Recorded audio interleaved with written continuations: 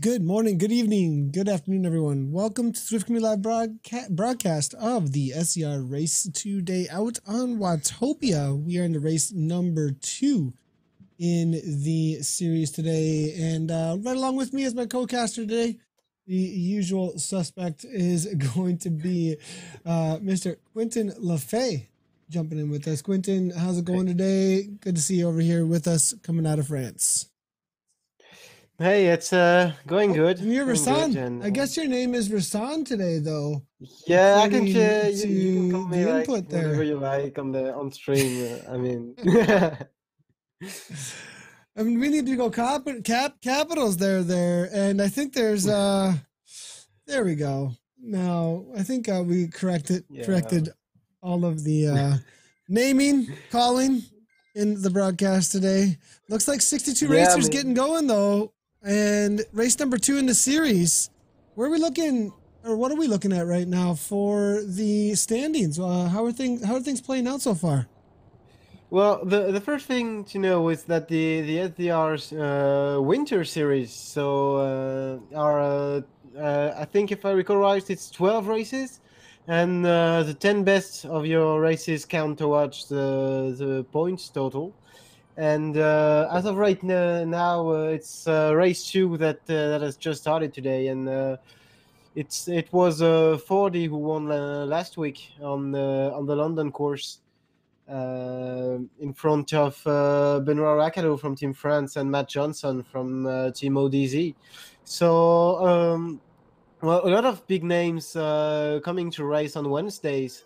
Right between the CVR World Cup and the Kiss Ecrit. So 3 big days for racing just in the middle of the week here. And well, it's going to be interesting because today is a much flatter course than last week. No box hill, no useless suffering here. Just full flat and a little bit of S's. So yeah, quite the tactical race today. I think we're going to see. Yeah, definitely. And I must have had it wrong at the beginning of the broadcast. I thought we were on hilly.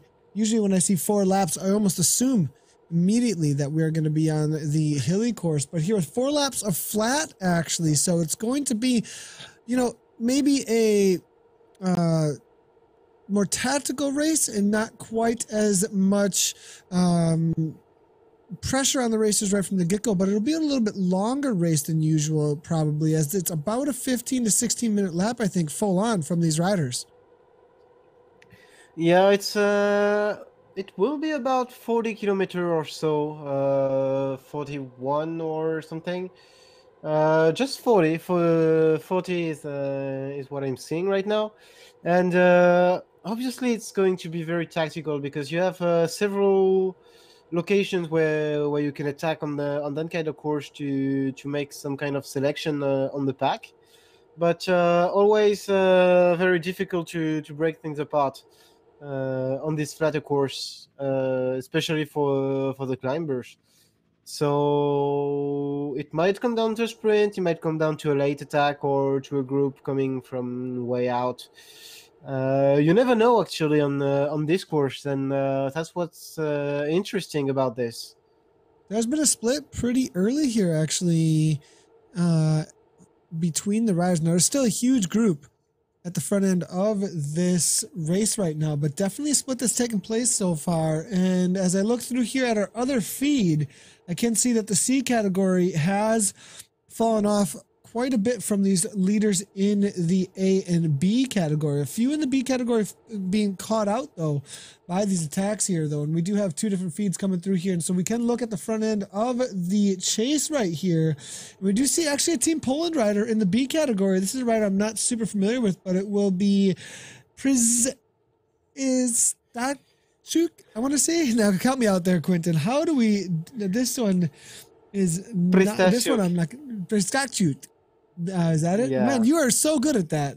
I have no idea how. Well, I spent my whole year trying to spell weird Polish name on direct velo, so I kind of learned how to pronounce them as well in the same time. Gotcha. I was wondering how you had it down so well. Conroy here now, as we can see from the SCTT team coming out of Great Britain, then leading things out right now along with Guy Descent here in that C category. We'll be following them along as the splits do happen, but it's going to be a tactical race from here on out, most likely. We can see a little bit of the mayhem of those falling down in no man's land as the shots are fired left and right here. Westberg here trying to hold off a pack that's going to be swallowing them up pretty quickly. Hagenbach here at the back end of this chase group. Now, this is another group that's fallen off as well, but the main group is just 23 seconds ahead, as you can see here, moving their way up and over the top of one of the only climbs out on course. And what's the best way to get away here if you do hit this climb with the group? It's all about continuance, I think, here, Quentin.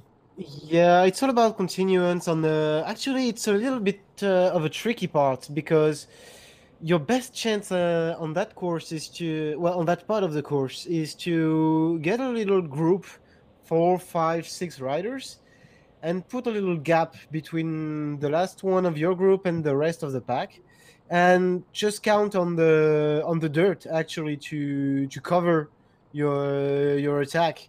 And as the like this, the first rider, yeah, exactly, like the first rider is going to see that he's losing a wheel, but the ones behind him won't, because they only see the wheel before them, and the dirt is hiding whatever is in front of you. When there's a big group, there's a lot of dirt, and you pretty much can't see anything except for the distance that separates you from the wheel in front of you. And well, that's the best way to go away, actually, to get away. But it requires a lot of effort and a lot of continuance, as you have a false flat going all the way up to the Italian village. So very tricky part, but a lot of experienced riders know that you have to be particularly attentive at that point of the course, especially with the S's coming up. Yeah, and I think that is the next point out on course that they are going to be thinking about. It's the climb out of the underground, actually, tunnel on Ocean Boulevard, as well as the S's. Those are the two main places. The S's being a little bit more elevation, kicks over and over again. I have a feeling we are going to see this group split one more time for the initial selections, actually, when they do hit the S's there. Real quickly here, Quentin, before I want to just highlight to everybody that we can get interactive with the broadcast. If you haven't done so before, make sure to tweet at us maybe your Zwift setup. Maybe you're out there racing today. Let's see some real life stuff coming in, maybe through some social media interaction. But Martin Jortvik, good to have you in the broadcast. He is the race organizer actually for SZR, and great to have you here. Isaac says, hey boss, good to see you here, Isaac, in the broadcast. I'm hearing that one of our favorites in the race today, Matt Johnson, had a technical issue. Too bad to hear that. I'm sorry to hear that there, Matt, and we hope to see you out there soon. Again here, Henry Hardy says I shouldn't even try pronouncing the names. I'd agree with you. I'm absolutely horrible with that. I'll leave it to Quentin from now on. And then we have some technical questions coming on through as well. But those of you over at Twitch, you can also tweet at us. Those are all comments coming through our Facebook.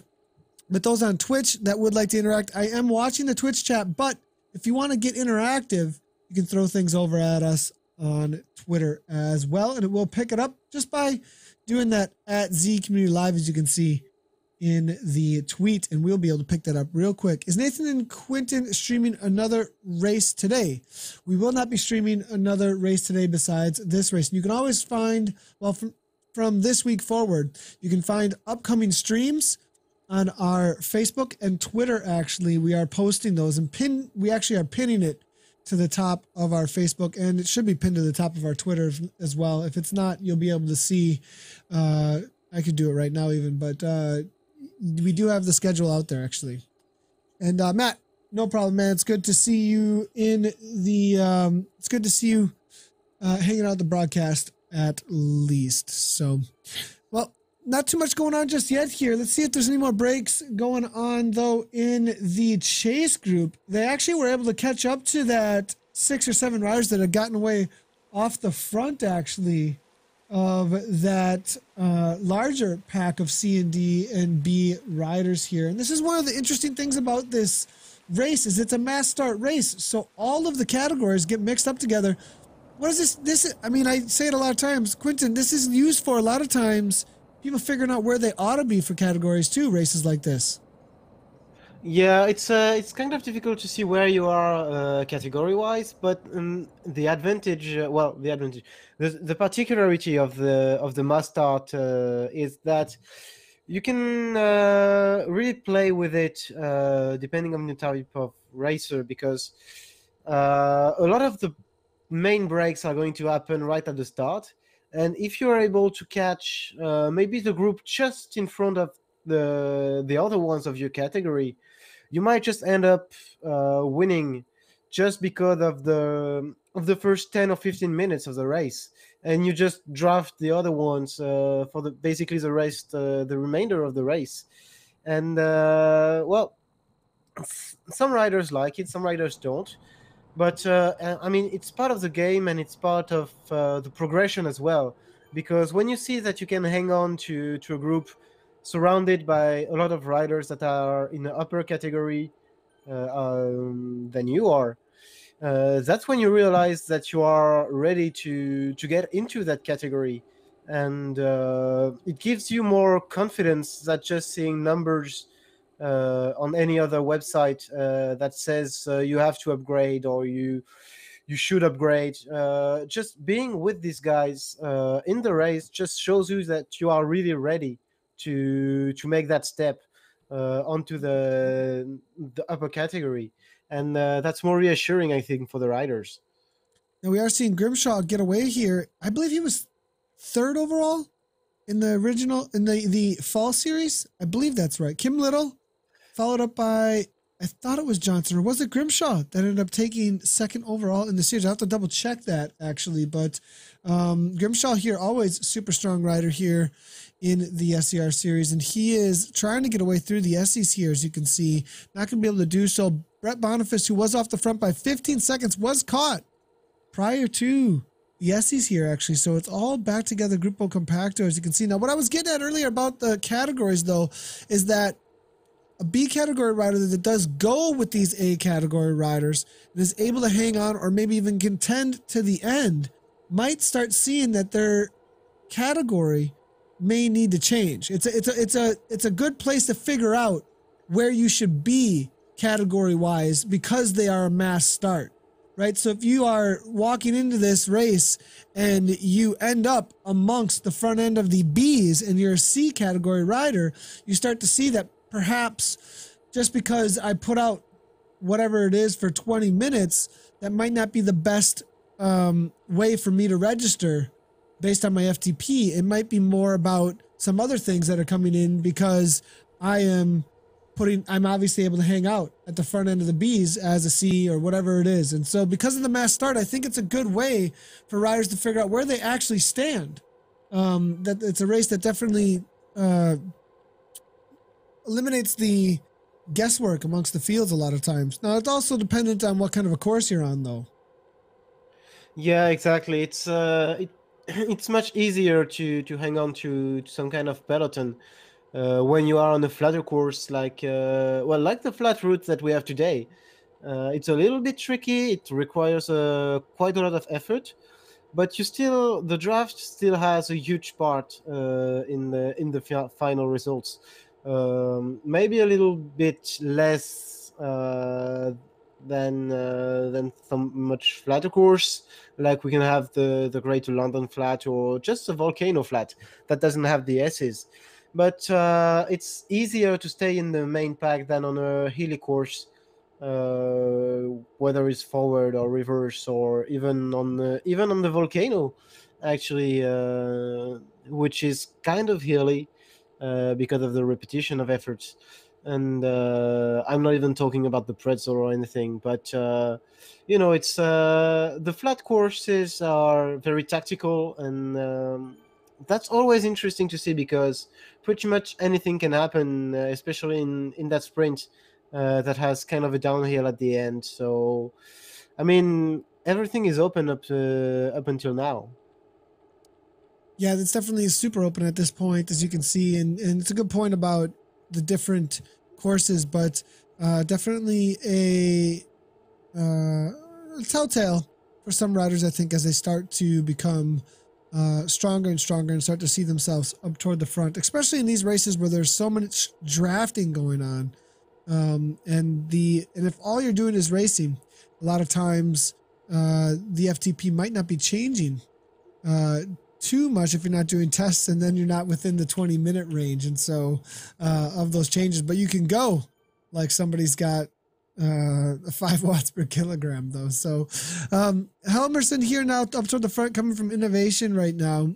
And if you're wondering what I'm talking about, coming from this team, that team, or whatever team it might be, we see a whole lot of teams out on Zwift and growing teams, new teams, almost daily it seems like, actually. But Innovation, long-standing team out on Zwift here. They do use that Alienware kit that is being done. Let's see if he actually has the kit on here. I'm looking through with the Innovation tag, and yes, he does. So they have been using this Alienware kit recently after Team Experimental got their kit in game. I'm not actually seeing any Experimental in the race here. I think it's probably because a lot of them are focusing in on the CVR or the eCrit, I would think. And so Innovation here dominating a lot of the pack. As you can see, they're going to have a lot of riders up there able to start to play some tactics, perhaps maybe throw a few off the front. Flatter course like this, a few attacks may be in order to try and break things apart. You got Vision Cycling out there. SZR, obviously, with their SZR kit, is out there. Looking through, we also have the Vikings team. They're in the Tour of California, Amgen Tour of California kit, actually. With the blue and black out there. Who is using the Training Peaks kit? That looks like it's a team because there's so many of them. Or maybe it's just happenstance, but it does look like there is a few jumping in that Training Peaks kit there. ODZ obviously there, but do you know, Quentin, if there is a team that's in that kit? I'm not quite sure. I was looking at the list, and I don't see the team that could be related to the Training Peaks kit. Maybe some well, historically before they got the jersey, the SZ team used this kit. So maybe some older riders that didn't get the memo yet for the change of jersey could use this. Might be an explanation. Yeah, that would make a lot of sense, actually, if that was why. I was looking through and it did seem like there was quite a few of them with the SC tag, maybe nearby those Training Peak kits. So they're about to kick out of the underground here with this lead pack again. I have a feeling we're going to see some attacks again from the likes of Boniface, maybe a few others here in just a moment. And sure enough, I do think as soon as we said that, we did see an attack there from what looked to be an ODZ rider. Looking forward here. Now, he's not going to be having Matt Johnson along with him because of that dropout that he did have from Zwift right before the race started here. But Boniface here going there, Team Poland here trying to pull that back in, it looks like, here with about 7 watts per kilogram coming from Debsky here. Oppitz is going as well as Grimshaw. Rackadot there is going too. I was told Grimshaw was third. Johnson did take second in the fall series. So in the fall series, it was Kim Little, Matt Johnson, who was unable to make it today, followed up by Grimshaw here, who is in sitting currently in the lead group. Now, has anybody been falling off the back from these attacks is the question. Mike Davis is out there as well. Be watching out for him. He has had some solid results recently in these races and maybe going to be looking for a better result than what he had in the last series, because I believe he didn't get all the races in that he could and was just showing up toward the end of the season. It's going to be a little less than last time, though. It was your best 12 of 15, I believe, in the fall, Quentin. So they backed it off a little bit this time with your best 10 out of 12. Yeah, I mean, The winter series is starting in January, so winter might be a little bit shorter than fall this year. But I mean, it's always good to have this kind of series. It allows riders to have something to chase for, and it's always really exciting to see riders coming every week to chase after these general classifications, and well, having to use tactics to play this almost the second race in the race actually, and always interesting to see how they play out with the newcomers that might disrupt their planes and well, how they interact with each other. So, um, the riders here now, as you can see, are working their way over the top of the bridge. What do we call this bridge? I usually the landmarks have been a discussion actually recently. Like, what do we call each one of them? Because they don't all have official names within Zwift actually. And as they make their way over the top here, I do call that memorial. I do call it the memorial, the Zwift memorial, or whatever you want to call it. There over on the other side there, and then the marina, obviously. The climb out of Ocean Boulevard, you have the windmills, which are obvious. The Scotty, the Squirrel Fountain. Does this bridge actually have a name? Because the other bridge does, the Julian Washington Bridge. Well, I think there is a lot of light riders in that group, the bridge might just be the bridge. And there might be was that a Murloc? The... Was that a Murloc? Was that like perfect? Somebody clip that on Twitch. Was that a Murloc impression? That's the Murloc Bridge. That's what we're calling it from now on, everybody. It's the Bridge of Murlocs. Exactly. And now, as the Murlocs have done the damage, it looks like here, we do have some attacks going off the front here. Herman, along with Opitz and Teselius, now attacking from Team SC. Rocket out of France, now going Avelsberger. And now things are not quite as calm as I was expecting them to be, actually, all the way through this race. There's actually a lot of racers throwing the chips on the table right now, taking some risk. And this is a little bit of climb after this turn. This is a great spot to attack, actually, because people can be caught off guard around the turn and expecting a little reprieve with a wheel to hold. And next thing you know, look at this. There's a gap. Davis knows this is a serious threat, attacks into the downhill to carry that speed, which is really important actually at this point.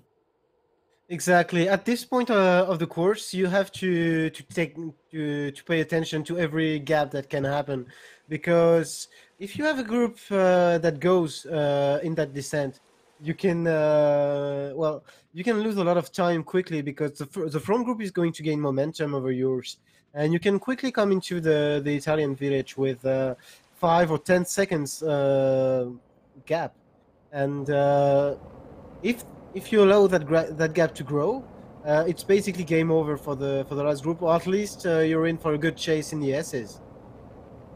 Yeah, that's really true. I've been so many times at that point right there, Quentin. I have been in a ton of trouble because I did not take an attack seriously over that little climb, and they took huge speed and continuance on the downhill into the sprint section. They started working together on a flat, and next thing you know, it was 10 seconds, unclosable. You barely close it, you hit the Essies, they're rested, and next thing you know, they're attacking again. And look at this. Just as we were speaking about there is a 9-second gap back to Wallstrom in no man's land, full on nuclear mode. As you can see him trying to bring that heart rate back down with just little bits of reprieve into 3.2 watts per kilogram, looking for the chasers to come on here. And now the split has taken place, exactly what they were looking for.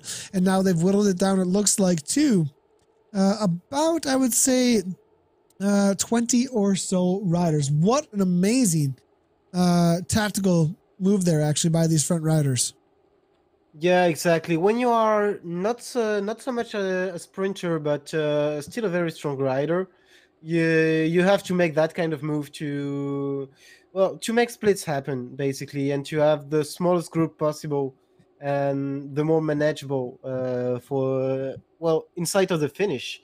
and that's going to happen every time you hit a climb, and everyone you go over the any kind of bumps in the road, uh, you will have riders trying to make splits happen, and that's what makes the race exciting. And that's what we said yesterday, that the riders are the one who make the race and who make things happen.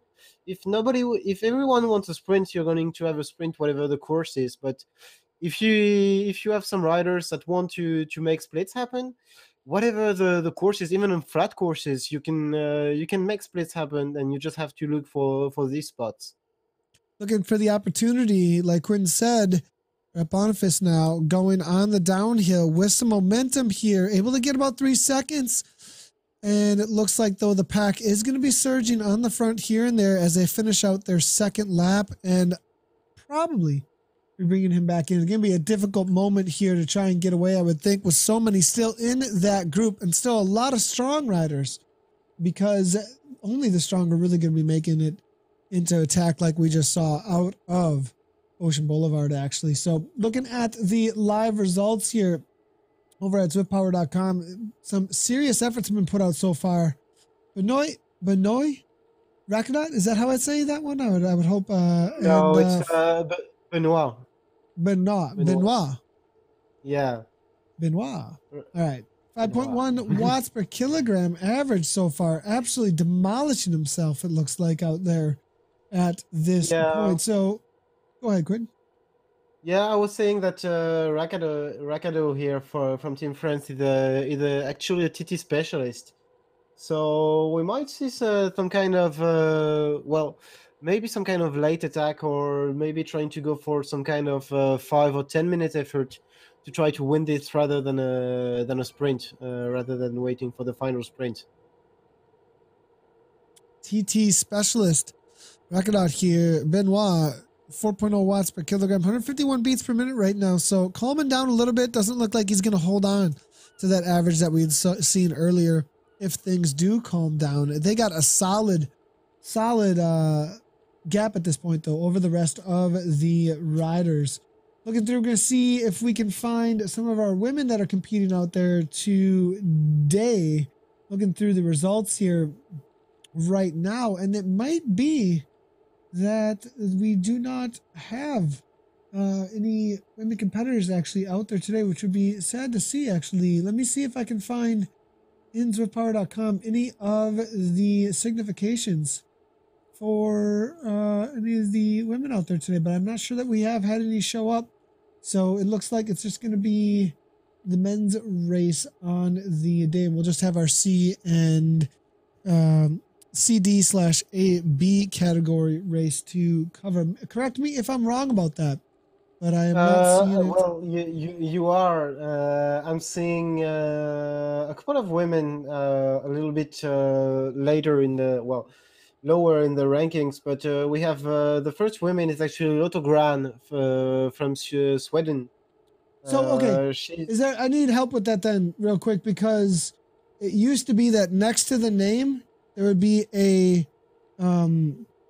signification that it was a woman rider, and I'm not seeing that any longer over at ZwiftPower.com. Did they get rid of that? It's still here. No, it's still here. It's still here. She's in 188th place right now. Well, it just changed, but maybe a little bit lower. No, I'm not seeing it. Yep, I am seeing it. Yep, I do see it here. So Lotte Gran there, 179th place right now.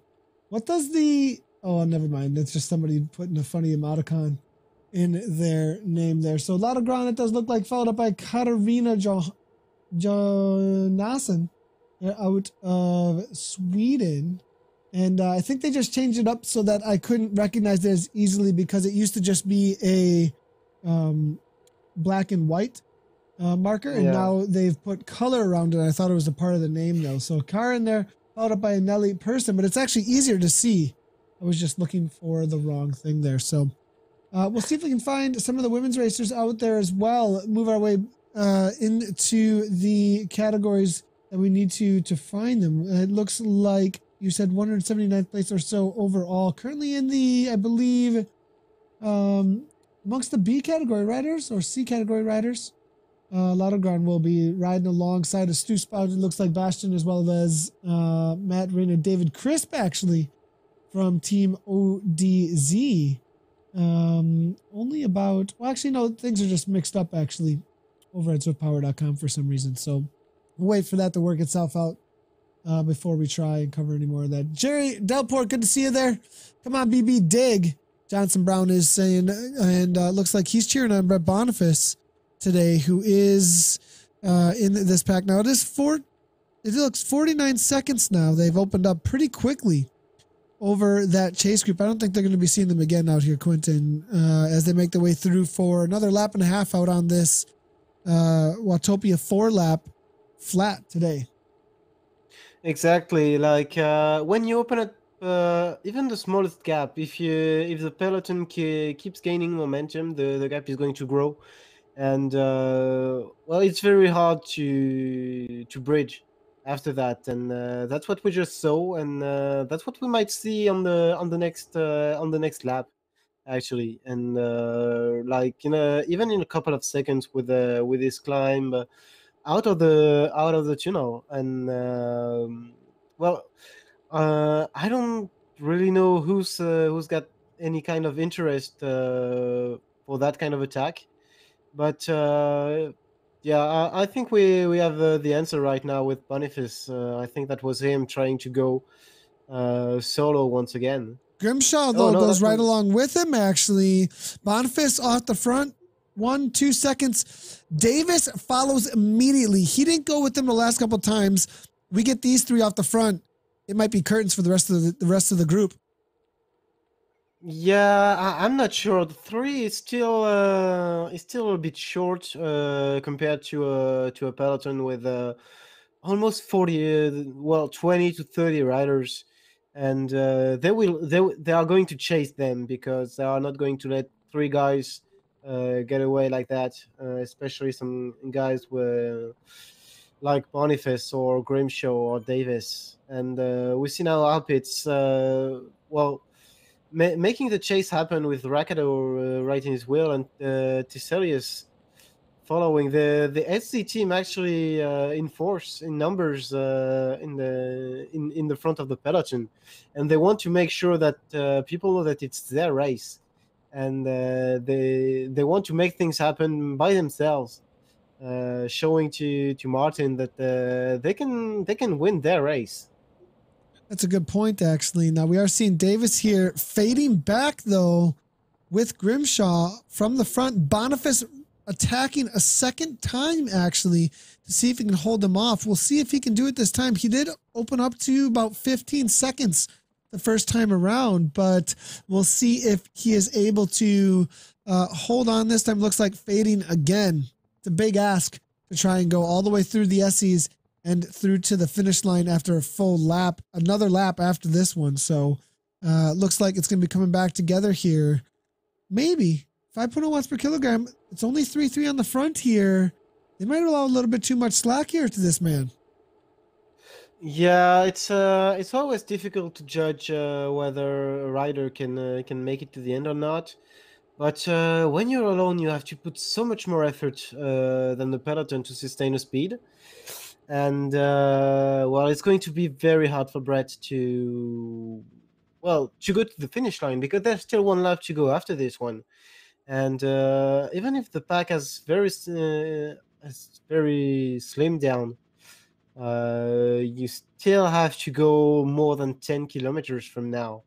And well, it's going to be difficult. That's the least we can say. It's going to be 6 difficult. seconds, and, 7 seconds. It's right there on that place where you're just letting them dangle out there and use the energy rather than really get anywhere with it. Yeah. He might just be toying with them, like showing them that he can go on the front by himself, and just making them chase for the hard part, and just wait for them at the end, and do the same thing that on the next lap, and on the last lap he won't wait for them at the Italian village, and he will go for the win.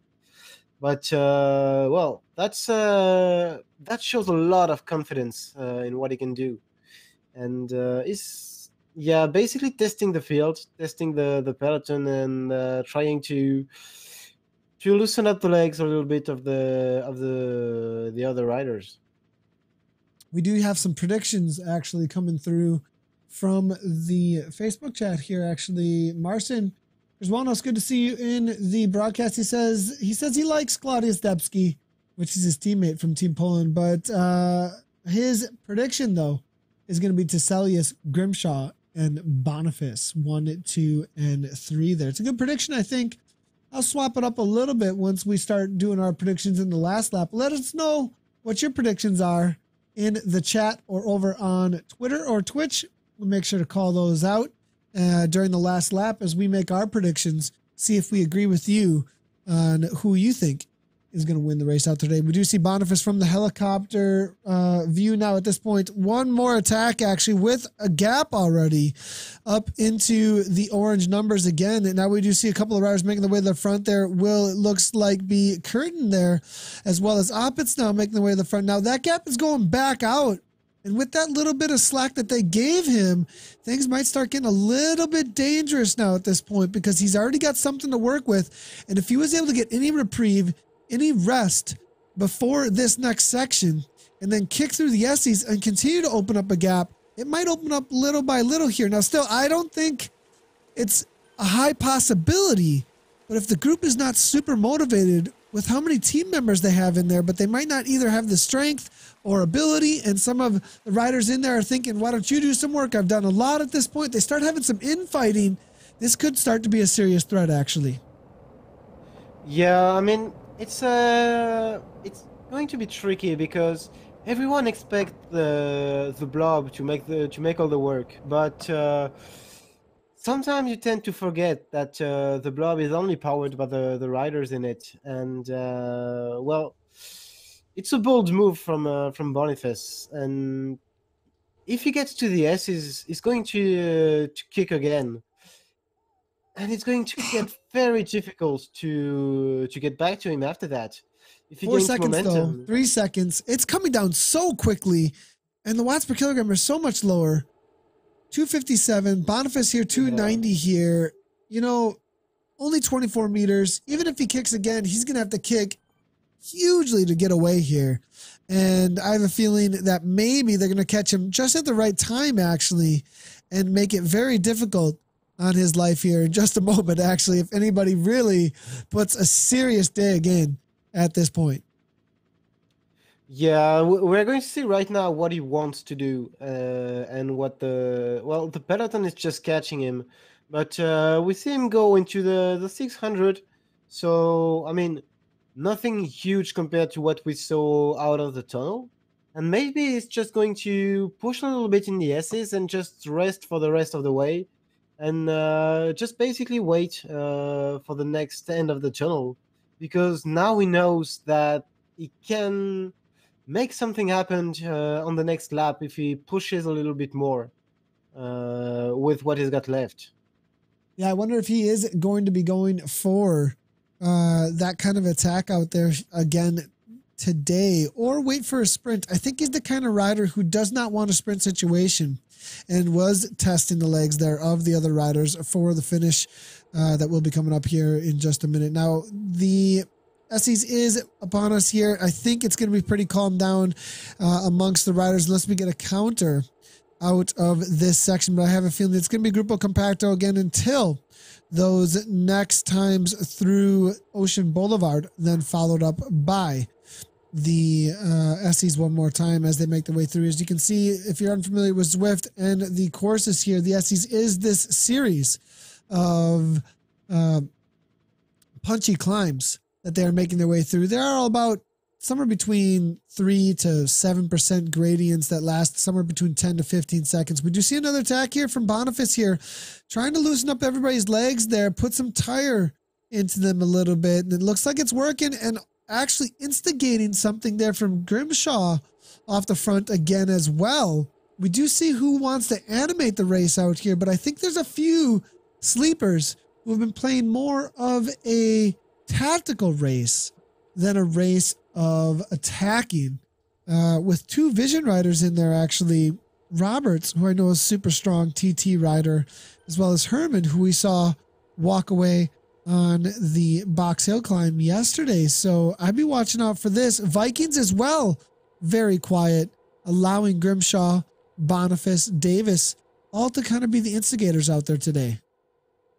Yeah, we have to remember that there's a lot of riders in that pack that that have been using the peloton to rest up and to get their standings where they are. And I think one of the other riders to look out for is Opitz from Goat. He's been very consistent, and on a flat course he can put out some huge watts. We also have Callum McDonald well, not from TFC anymore, it looks like, who has been kind of quiet up until now.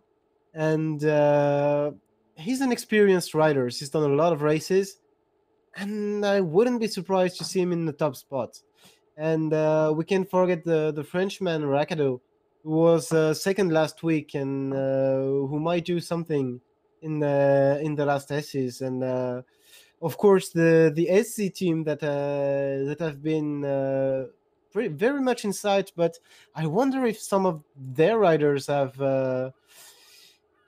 been waiting for the right moment and using their teammates to get in the right spot.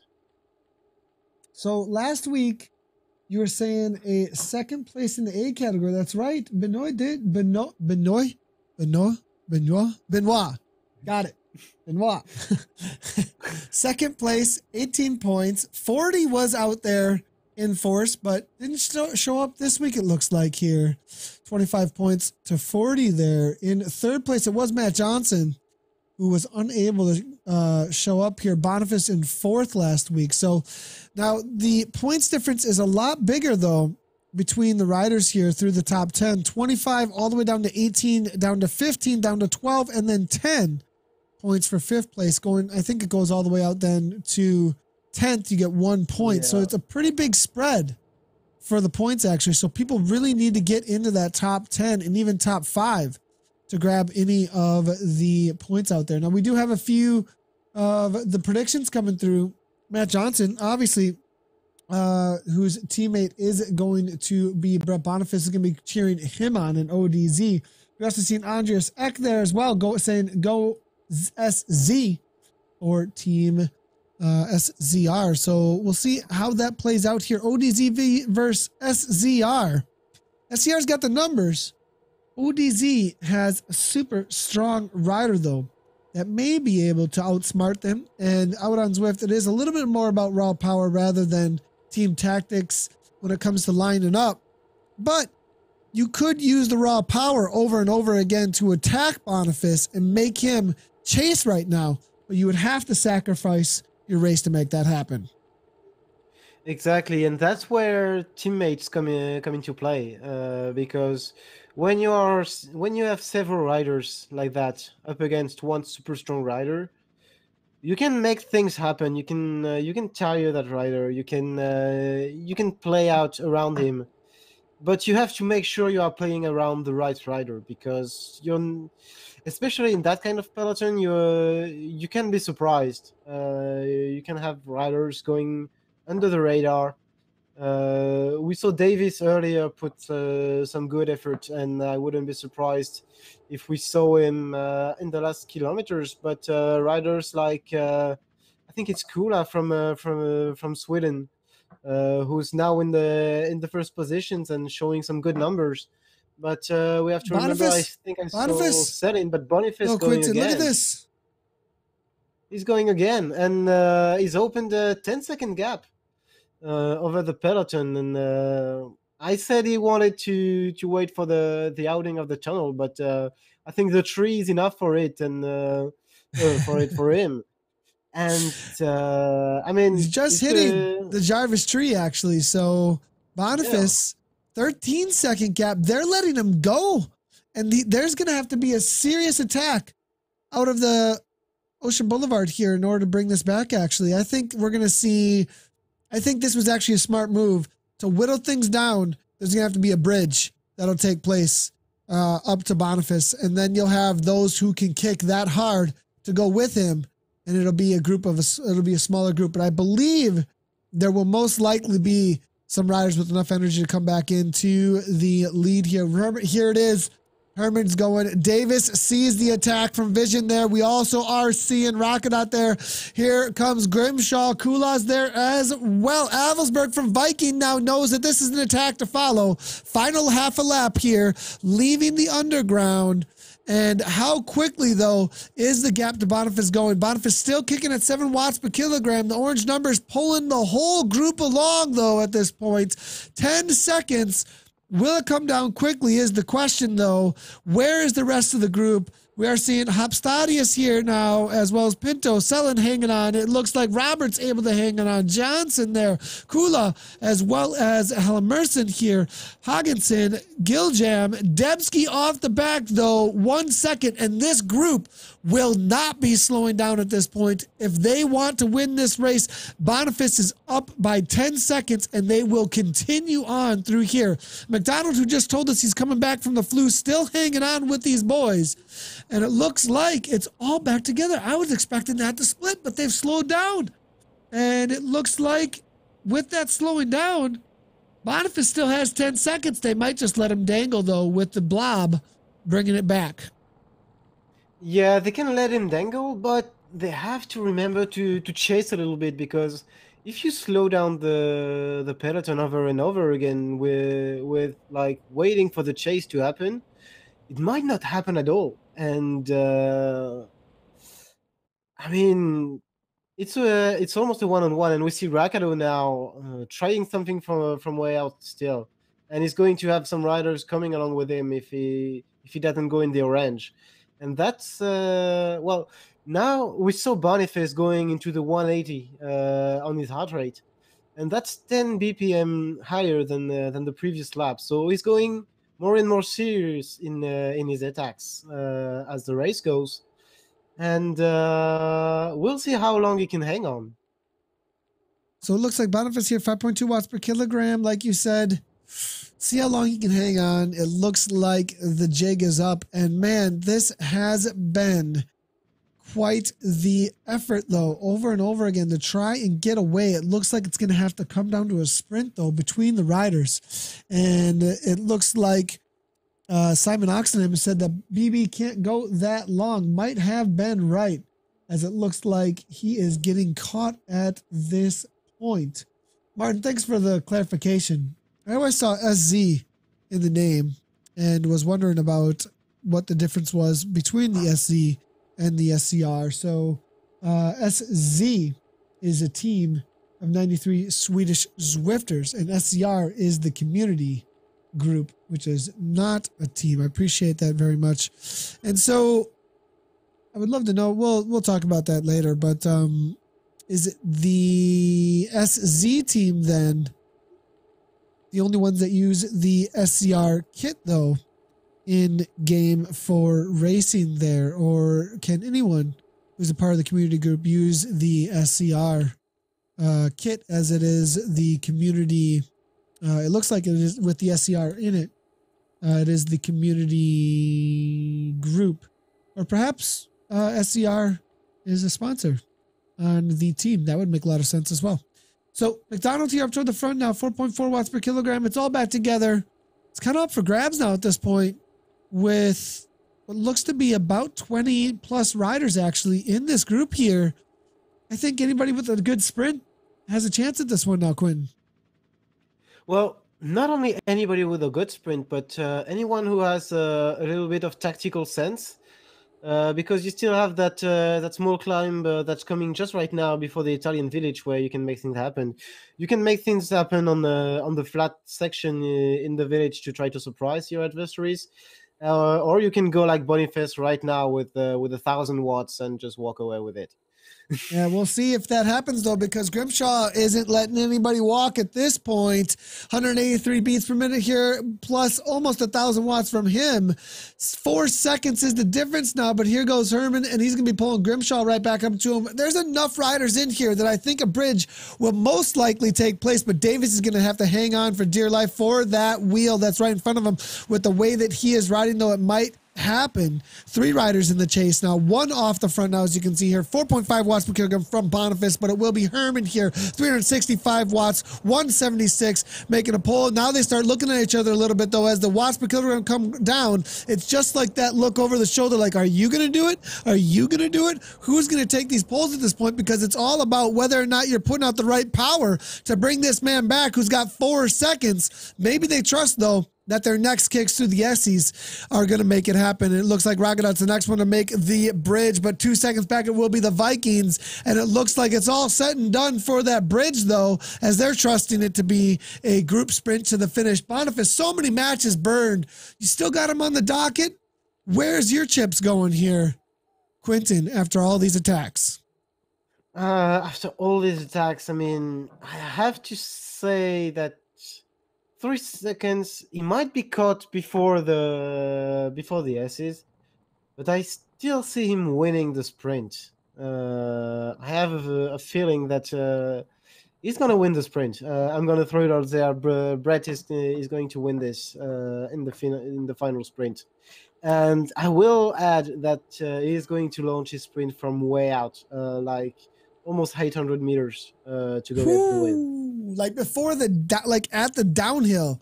Exactly. Is the prediction then. Before the cave, at the downhill.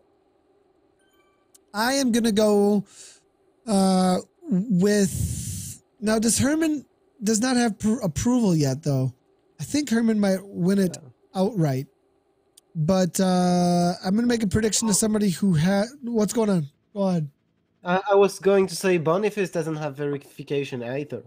Boniface does not have verification either. So, between the non-verifications, then I'll say Herman up against Boniface. He's been resting a whole lot more. Davis has a very well-timed sprint, as well as Grimshaw, actually, though. I'm going to throw my chips out there for Grimshaw today. Now, Grimshaw, is he also unverified, though? I'm not sure. I would have to check, but I don't recall seeing him verified. Okay, gotcha.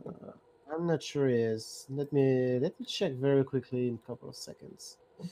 But no, he is not. Yeah, I'm going to throw my chips on the table for Davis out there today. Southern California. We'll see if Davis can make this happen. I might have already lost that bet with 4 seconds here. Herman and Boniface going, and they've got lap traffic, all kinds of obstacles in the way. And between these two, I'm going to call Herman out there today, but looks like a few bringing it back now, though. Grimshaw there at the front. He's going to play the lead out man, actually, as we do see here. Curtin there as well. I'd watch out for that rider. Super strong rider to be in this sprint right now. Never count him out, I don't think, actually, in this sprint here coming out of here. Boniface is going right now. And is he actually already off the front there? I'm seeing Hopstadius here. I do not see Boniface. Maybe he just disappeared to another dimension, but Sidney's here as well. Avelsberger, Davis here sitting smart at 1.9 watts per kilogram, but 181 beats per minute. Pearson's now going very early. 10.9 watts per kilogram coming from him.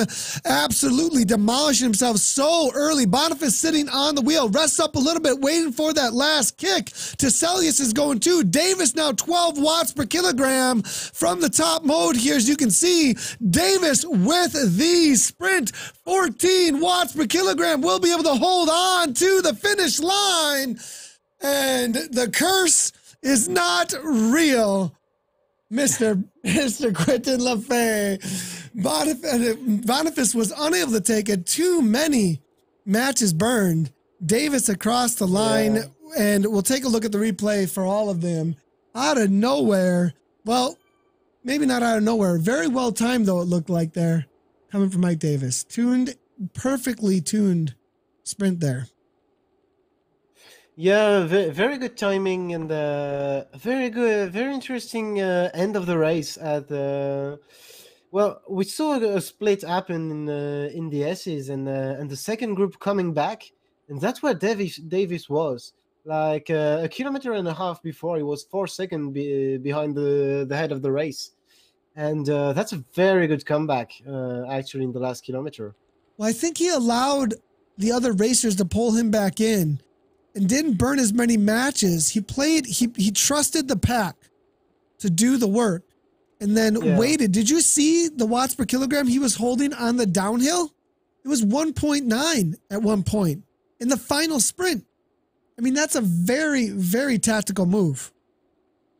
Yeah, you have to use the other rider's momentum to get into your sprint, and you slowly get up. You find the right wheel, and at the right moment you throw your 15 watts per kilogram sprint.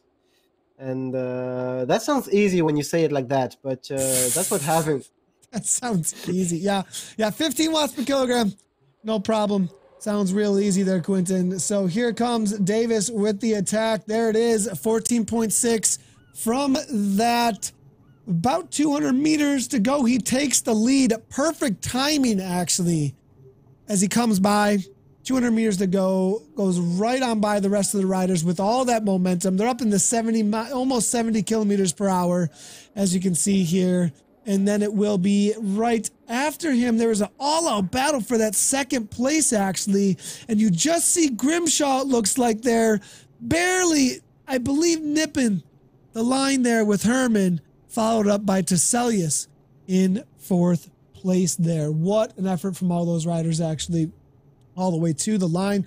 But Davis is going to be the winner on the day between them in that final sprint. Great job, though, to all of them. Now we're looking through here, and this is the main group between the B and C riders, it looks like, actually, to the line. Now we do have Redshaw here off the front, though, as I can see, as well as Conroy. Now, are these riders that are within category limits? L Mead's here as well, 4.9 watts per kilogram, sitting on the wheel of IBC Dim here.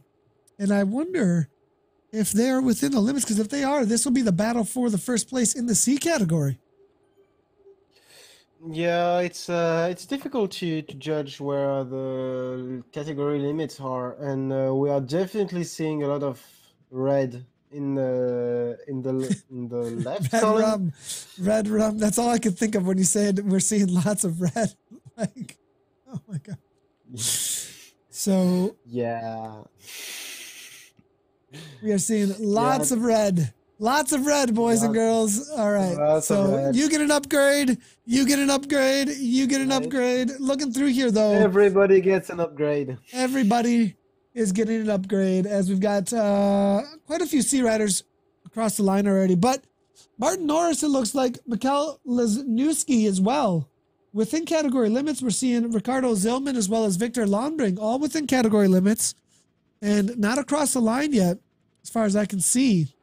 So Timothy Turmont's out there as well. Looks like Vision Cycling, 312 back. So it's all over the place a little bit right now with ZwiftPower.com. Waiting for a few of the updates so we can get the correct finishing order. Let's go ahead and watch what's going to happen between these riders. Conroy's now leading it out, it looks like here. And if we can get the right feed coming through, I believe we're going to have a solid sprint here as they make their way to the line for them. Yeah, it looks like it is going to be Conroy, 5.9 watts per kilogram at the front of this race here.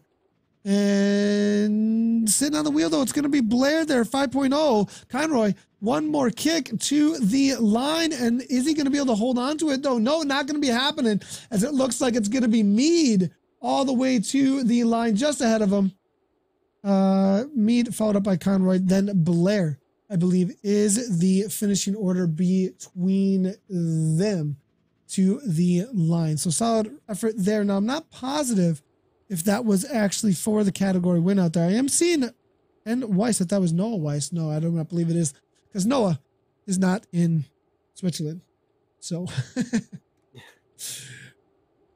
so as far as the results will go today so far, let's go ahead and check out where things are at. I'm looking through and I can see maybe not updated just yet.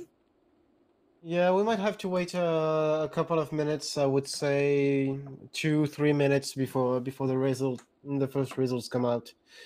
But I mean, it's been a very interesting race. A lot of matches burnt by Boniface. Very tactical race from guys like Grimshaw or Opitz, Ehrman as well as Rakadot. And very good lead out from Team SZ. And in the end, the killer sprint from Davis from WBR. Yeah, that was an amazing sprint, actually. Well done by him. And Davis, looking at the overalls here, I'm gonna do just a category. It doesn't look like he showed up last week, though, I believe, according to the results, unless he was outside of the top 10. So 40, Rockonaut Johnson there missed out on one, but it is a best of 10, so he can still make up for that. Boniface, Pierre Vidar there, Andres Vander, all in that top 6 for the current series standings. We're waiting for the update of the series here. Let's go ahead and check out some other things that are happening for the rest of the week here. We do have upcoming streams listed on our Facebook as well as our Twitter with our schedule through later today. I'll upload again in a few hours for Thursday and Friday's streams. But later today, we do have Workout Wednesday going on with Matt Rowe. Actually, not just later today, in about, I think, 45 minutes from now. And we actually have a tweet coming directly from them, I believe, here. I'm just going to double check to see where that is at. And yeah, so Rowe and King are going to be doing some live Workout Wednesday. It's a 4x4 Zone 4 torque workout, so we can join them for some quality strength workout tonight. It's going to be happening 2:45 p.m. EST, 1:45 CST, 11:45 a.m. PST, and 7:45 p.m. GMT. So jump in with Rowan King today, right out on Zwift for Workout Wednesday. That will be a live broadcast event here on Zwift Community Live with Matt Rowe, coaching you through it here live on our Twitch channel, on Zwift's Facebook, as well as over on YouTube. Also coming up in the next couple of days here, obviously, we do have the men's and the women's European and North American KISS Crit Series, actually. So the men's races do start on the hour, 8 p.m. GMT, 8 p.m. EST, and 8 p.m. PST for each of the respective series. That is the European Crit Series, KISS, presented by Tax, and the North American KISS Crit Series presented by Cyclops. That's the men's times, and the women's times here, 8:02 GMT, North America East, 8:02 p.m. EST, North America West, 8:02 p.m. PST, and a new feature that we're going to be talking about on Zwift Community Chat with me and Mr. Johnny Noblet as the guest. We're going to be getting into the Zwift Quest. We'll be live this Friday, actually, with that Zwift Community Chat. And the next Zwift Quest, here's your official announcement of that. And this is in all association with us here at Zwift Community Live.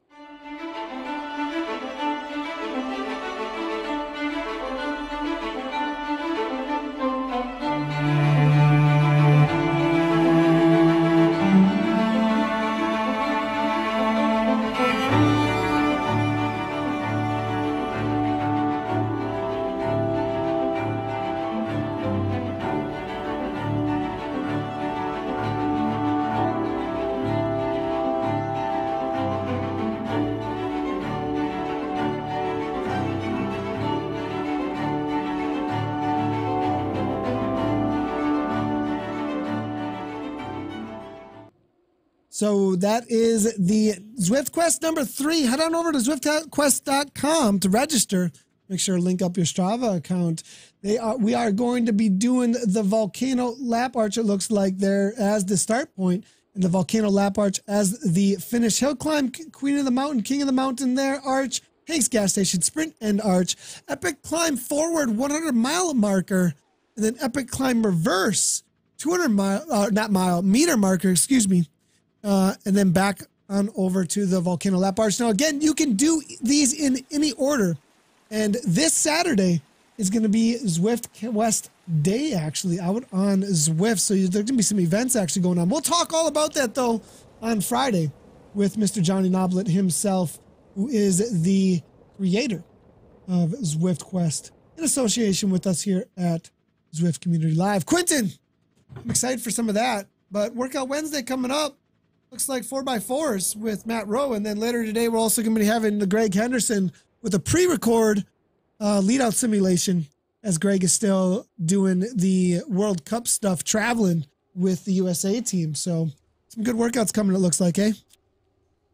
Yeah, and I mean the Zwift quest is something people should really look forward to, and that's something you should really look forward to, as you still need to do some progress in that area, and knowing better the routes on Zwift, because as I recall last time it was a little bit of a struggle for you.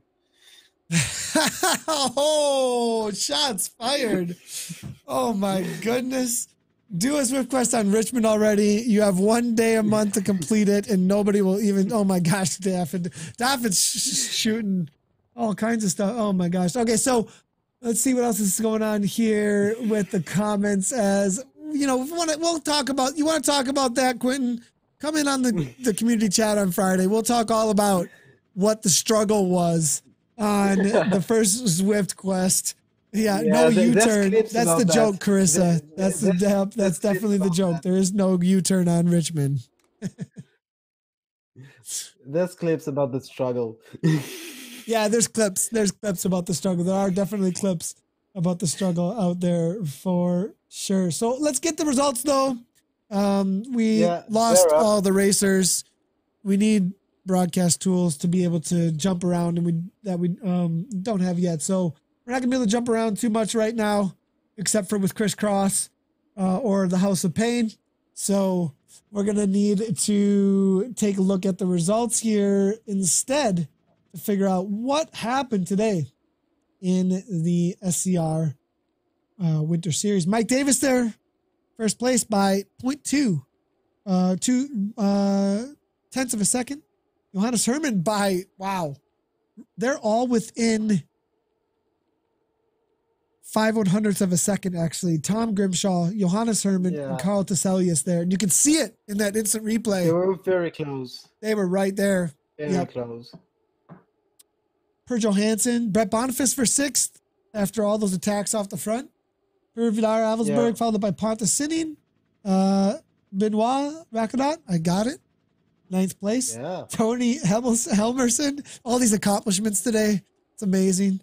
You just go ride my bike. What am I doing here? I don't even know how to say things. So in the B category, though, Bob Pearson, Ricard Sorman, Tony Axelson, Nicholas Legestrom, and then Jorn Bang Aragard for the Vikings there. 5th place there. Looks like in the C category, then we're going to be seeing Lee Mead, followed by Russ Redshaw, and then Ricardo Zellman for your top 3. Morton Hoff Peterson and Michael Newski for your top 5 out there today. And that leads us all the way through. It looks like your top 100 are so little outside of the 100 places. And we'll see if we do have an update to the results, though. We're going to try and see for the women where the results were at. I have a feeling we had one woman walk away with it out there today. Yeah, they are not appearing in the results today, but I think they should be in the B category. I think, if I recall right, the one we saw earlier was within the B category. I'm not sure when it's going to update, but well, it's worth a look to see if the rankings updated. No, they didn't update just yet, but it seems like it's going to be a fight between Rakado and Avelsburg for the first place after this one. I'm trying to make the quick calculation here, but it seems like Rakado is taking the lead, but Avelsburg came back a couple of points behind. I'm trying to count the points, as Rakado is now. Oh no, actually 40 is still first.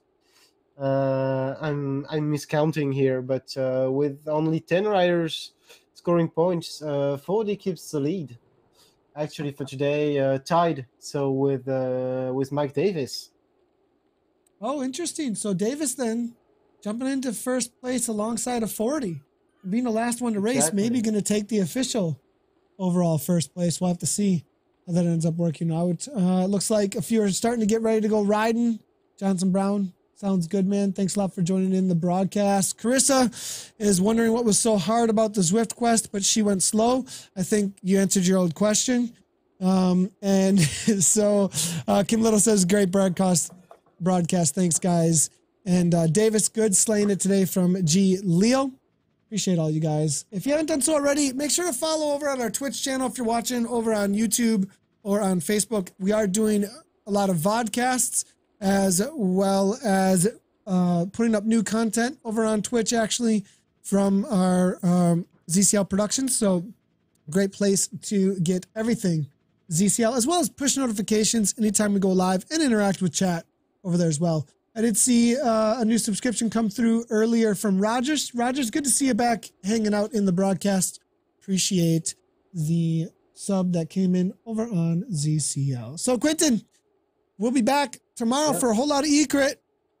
I'm excited. A whole lot of E-Crit, a lot of sprints, a lot of attacks, and a lot of fast and furious racing. Yep, super exciting. Super, super exciting. And can't wait to get into that. We are doing a lot of work today on E-Crit.